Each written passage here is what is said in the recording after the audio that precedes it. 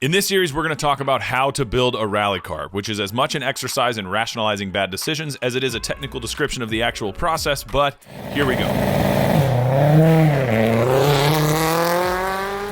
First, you must, and I can't stress this enough, give up on the idea of this being a money-making venture. You're converting every dollar into fun, stress, and mild existential crises, but we'll learn so much about yourself in the process, it will all be potentially at least somewhat a little bit worth it. So, first question is what car to use. This is an important place to reflect on what your goals are. If you want to have fun, pick something weird and unique and build it. If this is your first rally car though, and you're aiming to just get some seat time, it's important to buy a platform that has been proven effective for rallying and most importantly, that already has parts availability. I cannot stress this enough.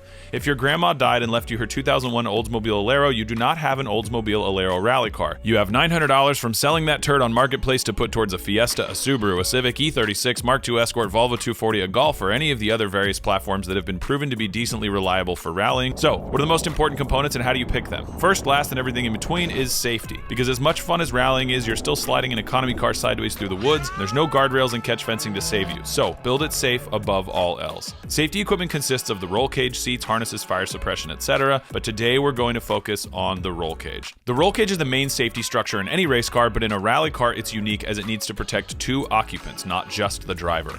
In addition, a rally cage is also a hugely important reinforcement for the chassis and suspension points as a rally car sees a non-stop onslaught of different forces attempting to tear it to pieces like an Olive Garden breadstick. So, if you pick a regularly rallied platform as your base car, you'll likely find a roll cage kit available from companies like Cage Kits, our personal favorite, Custom Cages in the UK, Broken Motorsports Safety Devices, or a few other smaller companies.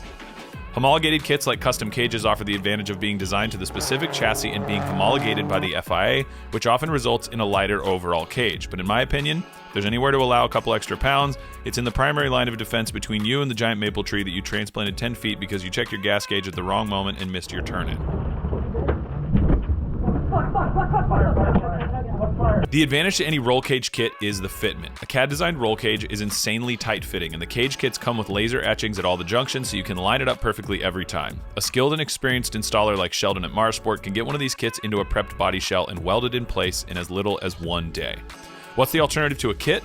There are a lot of good roll cage fabricators, but make sure they're experienced with rally cars. If they act like it's no big deal because they did an NHRA cage for their cousin's Monte Carlo, and Monte Carlo is a place where there's a rally, so they totally got this, you probably want to find somebody who doesn't look at you crossways when you ask them if they're familiar with FIA Article 253.